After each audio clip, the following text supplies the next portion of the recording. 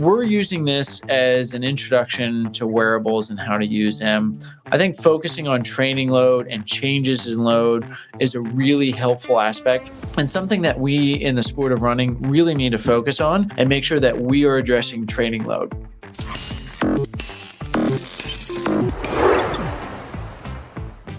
Hey everyone, thanks for joining in on the Run DNA podcast. This is the first episode in a series about wearable technology. I love wearable technology. I think it can be great if you know how to use it. So between my own use, research I've done, I even consult with the military often on wearable technology. I want to do this series and share some of my knowledge and experience of how to get the most out of wearable tech and what it can do and what it can't do and understanding the difference between the two. So in the first episode, this one, I'm really going to talk about what the typical user is and what I think is the most important type of information that we can get out of our wearable technology with the current capabilities. If you've been listening to some of the episodes, you're probably picking up that I'm a pretty big running nerd, and I will fully admit that I'm a giant running nerd. So since the secret's out of the bag, I'm going to share another funny personal story about my use of wearable technology and my wife's embarrassment about some of that. So I've been running before, and for a while I would wear 5 different pieces of wearable tech each time.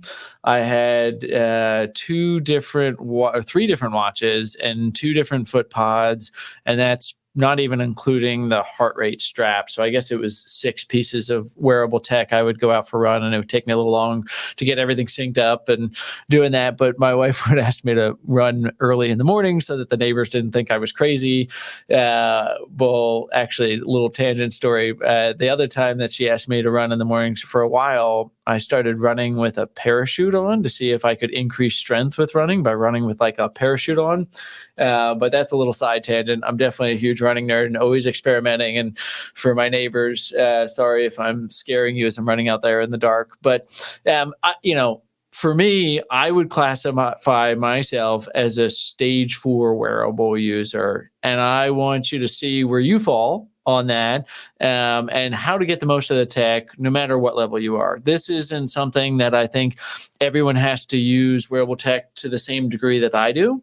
I think there's a lot of ways to get useful information out of it, but knowing what you can and can't is a big part of that. And I think it helps to understand kind of what type of user you are and what are some of the things and what's the goal behind using wearable technology. So before we talk about the 4 stages, let's quickly talk about the current status and capabilities of wearables. So filming this in early 2024, there's been a lot of growth in wearable tech, but I think there's a lot more growth to happen. Later in the series, we're going to cover some of the details of the main data points that you can get from wearable tech. But for now, we can say that some of the measurements are getting better, but all are improving. Some of the things I really like seeing now are battery life, where I'm charging my watch once a month. That's a huge benefit for me. I get charging fatigue where I have to charge a device every night, and that's really challenging for me just with everything else going on, young kids, businesses, family. That's a lot. So I really love to see the battery life going on, and that's going to give us more capabilities to use more advanced features as well and do additional tracking. However, even though we're seeing the increased data points and more understanding of how to use them, we're still not at a point that the wearable technology or wearable device can do the thinking for you. And in my opinion, I'm not sure if we're ever going to get there without really significant advancement. I have to admit, early on, I really wanted to develop this one metric or this one thing that would tell you exactly when you're ready to run. And it might be possible, but the more I learned, the more I dove into the literature, I realized the less we actually know and the less we understand. So designing a wearable technology, we need more information about why running injuries happen, what we can do to monitor that. So check out the episode 1 of this podcast about why running injuries happen. But I think I'm a little more skeptical that we're going to be able to see just a wearable device be able to just say, hey, it's time to go for a run, or nope, you should rest today. I think what we can do, similar to what we talked about in that first episode, is have a personal understanding of how we utilize wearable technology to inform when we should be holding back on some of our running or when we should be pushing the envelope a bit more. So that's what I really think the future is. And in the comments, I would love to hear maybe what your ideal wearable device would be and some of the key features. For example, for me, I would love to see a wearable device that's just attached right onto my body and is multiple sensors, and it lasts a year, and I never have to worry about charging it or seeing if I missed it or anything. It's on there. It's catching all sorts of things. It would measure tons of different variables from my sweat concentration. Could it check out my blood pressure? Lots of different things. Glucose. Could it look at all these different things? It would take all that and then would put it into one number that would give me an overall score of where I am. That would be kind of my ideal, but something that I actually saw this company, I don't know whatever happened to it, but it was a company that was looking at putting wearable technology on that was with painted circuits, and it would last for a year.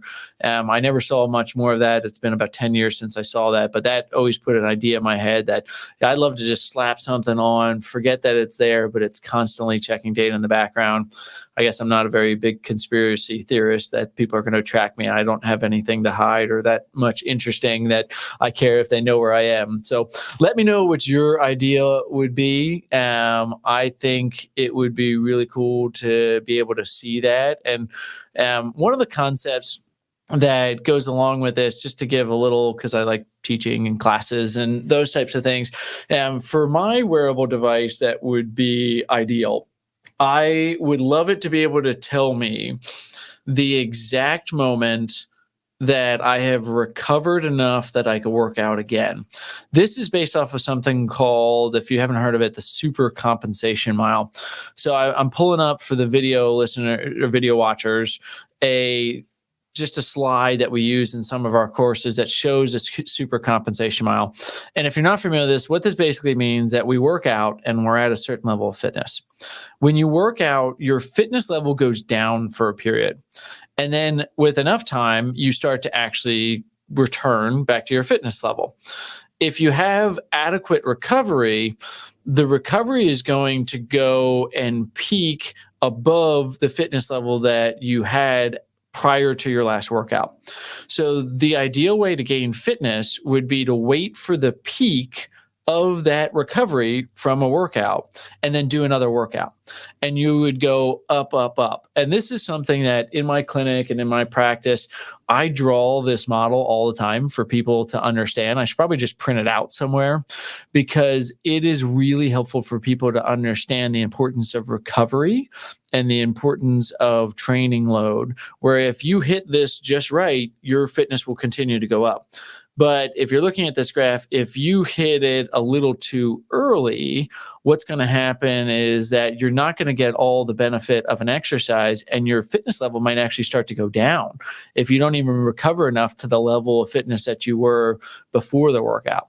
And that's where overtraining happens. So I think this is a really important concept for people to understand. And this is something, when I think about wearable technology, I would love to have something that tells me when I am maximally recovered and ready to go. So a little bit of a tangent there, just going into that. So please share your own thoughts about your ideal technology and what it would tell you and what kind of theory or knowledge it would be based off of there. So love to hear your thoughts on that. Now let's get into the stages and kind of come off that tangent for a second. The 4 stages that we have. Stage 1 is pretty common. And this is, I think, a lot of people that they just want to know their pace and time, maybe have a way to upload to their favorite tracking calendar, if Strava or Garmin or wherever they're putting it there. But they're not going to wear it at night, and they're only probably using it during workouts, not wearing it all day, like a lot of us that are wearing it all the time. A stage two is where they really want to get additional data, and they might use one or two additional data points, like they're interested in their heart rate or maybe cadence, something pretty straightforward and widely used. Stage three, they're going to start using it outside of workouts, and they're going to want to understand maybe some physiological tracking, and they might start to dip their toe a little bit into something like heart rate variability. The only time they probably are taking their watch off is to charge it, and that's okay. And then you've got your stage four, which is me. That one is really looking to get all the information and understand all the metrics that you can get with a wearable device. If you've heard of a guy named DC Rainmaker, that's probably their idol. I know I follow him and love his content. And just understanding all the metrics and the accuracy and the reliability of those.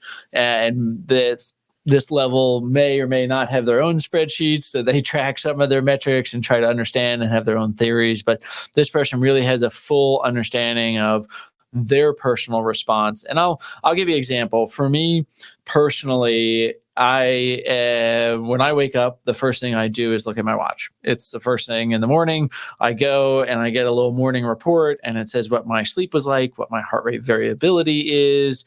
It shows me all these different metrics, my resting heart rate, my training readiness. So I look at these things, and I've learned that certain metrics are truly indicating how I am. So there's a body battery. I look at that and I know when I'm below 85% that I'm depleted there. And I know that that's not a day that I really want to push myself. But I also, on the flip side, know that if I go do a hard workout and my body battery is too hard the day after, then maybe I didn't push myself and I could have pushed myself a little bit harder. Now, there's a lot more details about heart rate variability. I'm providing a very generalization here. But looking at some of those numbers, I can really understand and look at that and say, okay, if my heart rate variability is this, I know that I'm good. But I know when my heart rate variability is high, but my resting heart rate goes up high, a lot of times that's when I'm getting sick. And this is something I've personally seen for myself, and I've learned over years and years of using this data that's how I am able to interact with it. So that's kind of your stage four. Not everyone has to aspire. This isn't like everyone needs to do it. Stage one could be great, understanding how to do that. And stage four can be good for other people that are really interested in that type of training here. So, the most common uses for this wearable device has really been looking at pace.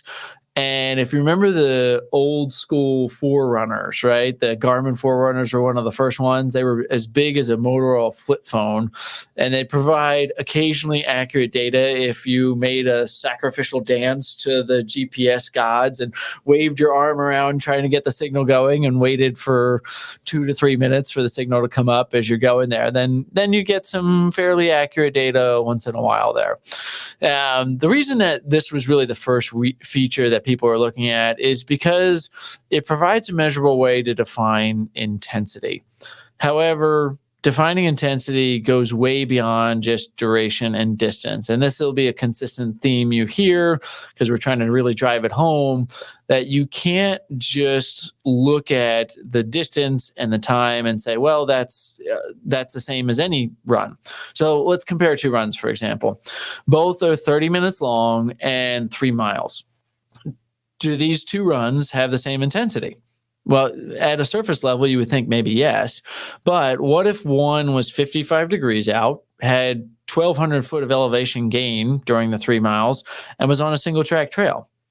And what if the other was 95 degrees out with 75% humidity on a track? Are these two runs the same? Is one harder than the other? I don't know how you can quantify that, right? Are they equal? Are they same? But the answer is we do actually have some ways to quantify it, but it's a little simpler approach because a lot goes into defining intensity. And luckily, wearables have gotten much better and more advanced and can provide a lot more data points.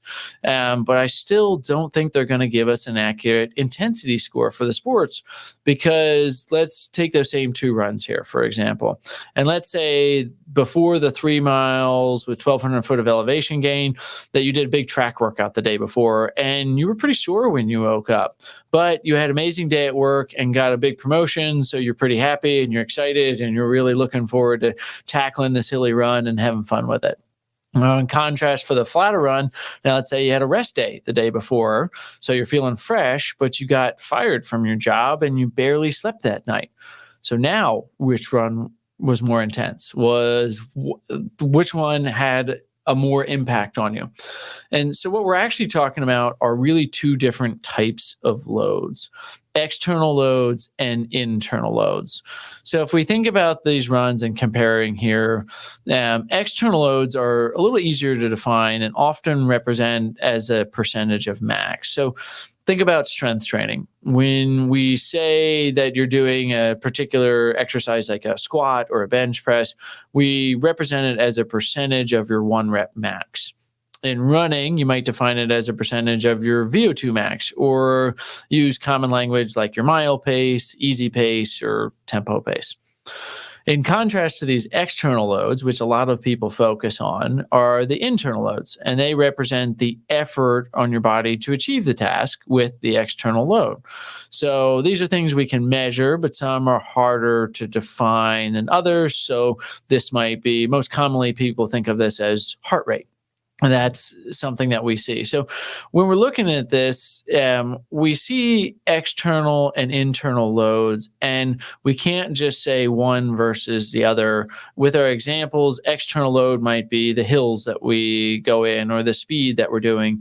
But internal, you could be really stressed out about losing your job the day before, and that's wearing on you, and you didn't sleep well. So how do we quantify those two? And this is where we rely on our wearable technology to do this, but I don't know if that's the right place to put our emphasis on wearable technology. And we still have to be involved as a user to say, I am aware and I am participating to give feedback to understand how intense these runs are.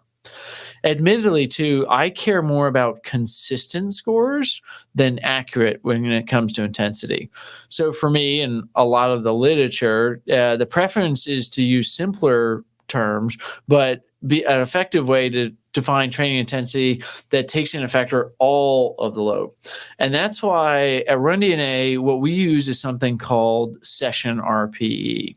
So I want to talk a little bit about session RPE because it's a little bit of a tangent on the wearable thing, but I think it's a really good way to combine all the data points from a wearable technique and take your own reflection and your awareness of how the run or the activity went in order to be able to get something that's fairly repeatable and accurate for the true intensity that you had. So what is session RPE? So it's a way to score an activity that multiplies the duration by a self-reported rate of perceived effort on a scale of 1 to 10. So if we bring this up here, this is a chart that we use in our courses and one that we have in the RunDNA app, that when people complete a workout, we ask them to give a score for it here. So just to give you a mathematical example, if you ran for 30 minutes and it was a 6 out of 10 intensity, that would be 180 points. Pretty simple, right? If you ran and you said that that same 30-minute run was a 4 out of 10 intensity, it would be 120 points. So your perception of how hard the workout is a major factor in the intensity points that you got for that workout. And you can see some of these match up even pretty well. If you're familiar with heart rate training, you can look at and say, hey, a zone 2 should basically be like a 1 to 4 RPE. A zone 3 is in that 5 or 6 for the rate of perceived effort. A zone 4 is in 7 or 8, and a zone 5 is in that 9 to 10. And we've got some descriptions. You can check this out, or we've got a couple blogs that will definitely reference some links to that. I think it's really helpful if you want to dive into this stuff and understand it more. Please dive into a couple more of those blogs on the rundna.com website. But using the session RPE is a great way to actually quantify how hard some of these are. So check some of those out. I'm sure we're going to have some podcast episodes just dedicated to some of this stuff.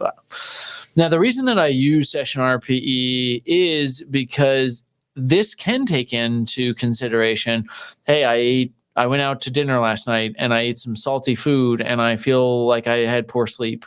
And that's going to incorporate it in. And there actually is pretty good evidence to show that session RPE is a valid way to measure some of the training loads. And this was an article that was very specific to runners and how they used estimates. And the reason that I like it is the point that I brought up earlier is that repeatability is important to me when it comes to this. And a user, even if I report something as a 5 out of 10 and maybe somebody else reports it as a 3 out of 10, I'm going to be pretty consistent amongst myself to say, this is a 5 out of 10 every time I run. So when I'm tracking things over time, I can compare if I'm actually increasing my volume of activity as opposed to other things that, heart rate, unfortunately, I probably this has happened to a lot of people. They'll go for a run. I had this happen the other day. I was running on the treadmill. I was running along. My heart rate was saying 135. Then all of a sudden I looked down about 30 seconds later and it said 175. I was like, well, that's not repeatable. I didn't start sprinting. I'm running the same pace. I'm barely sweating. I'm in a low zone 2 workout, and that was fine. So we need the repeatability, and that's where the session RPE really comes in. It would require, for a wearable device to get the same kind of data, there would need to be so much input from the user, and it would need to monitor every aspect of your life. And even a huge nerd like me is not going to fill out and spend all of our time filling out, what did I eat? How did I feel today? What was this stressful? Is life good? Is my family good? All of those factors that go into how hard a workout is, it would be impossible to be able to do this. So that's a little introduction. Went off on a tangent on session RPE and training load intensity, but we're using this as an introduction to wearables and how to use them. I think focusing on training load and changes in load is a really helpful aspect, and something that we in the sport of running really need to focus on and make sure that we are addressing training load. When we focus on training load, we're really able to pay attention to how our training is progressing. And this is important both for injuries and performance. So what I hope you're seeing is that using weekly mileage is not enough, and we need to take that and break it down and understand how hard it is. There are things like 80-20 running and some of those things that we'll talk about as well here, but we need to understand how we are experiencing and what our responses to the workouts that we're doing. If you want to start getting the most out of your wearable, you can start to incorporate RPE. And I think that is a great way to get started, no matter what stage of runner you are. You can do this simply with a spreadsheet. The RunDNA app will do it for you. It'll integrate with your wearable device and it'll email you and ask you what it is. So you just have to click a button. I find the acute-to-chronic workload ratios and session RPE to be a game changer, all the way from my first-time users to my professional runners. I think it's a big thing. And it also teaches them some skills of how to assess both during and after a workout, how hard they're working. So I think it's a game changer. And I would say that's what we want you to start focusing on, is try to understand how you feel with some of these metrics that you're getting from the wearable devices. And over the next few months, we're going to go into some of the specific wearable measurements that we hope will be helpful for you to understand how to interpret things like vertical oscillation and heart rate variability. So if there's metrics or things that you've always wanted to ask somebody about how would you use this, or what's the best way to look at some of the metrics from wearable devices, please leave us a comment, like and subscribe as well, please. And we'll put some additional resources to some of the blogs that we talked about. This could be a very long conversation, but we wanted this to be a bit of an introduction to say the state of wearable technology, what are the stages, and no matter what stage, I think a big focus of using wearable technology is quantifying training load and intensity there. And that's something that we hope we can all kind of grow together with and see best practices for getting the most out of running. So thanks and enjoy your runs. Like what you hear? Leave a review of the show wherever you listen, and don't forget to subscribe so you never miss an episode. Run DNA helps runners and running specialists through education and technology to identify each runner's unique injury profile to avoid setbacks and maximize results. The Run DNA podcast is produced by Ace Running LLC. The Run DNA podcast is intended for educational purposes only. No clinical decision-making should be based solely on one source. While care is taken to ensure accuracy, factual errors can occur. Always seek the guidance of qualified medical professionals before making healthcare decisions. Find us online at rundna.com.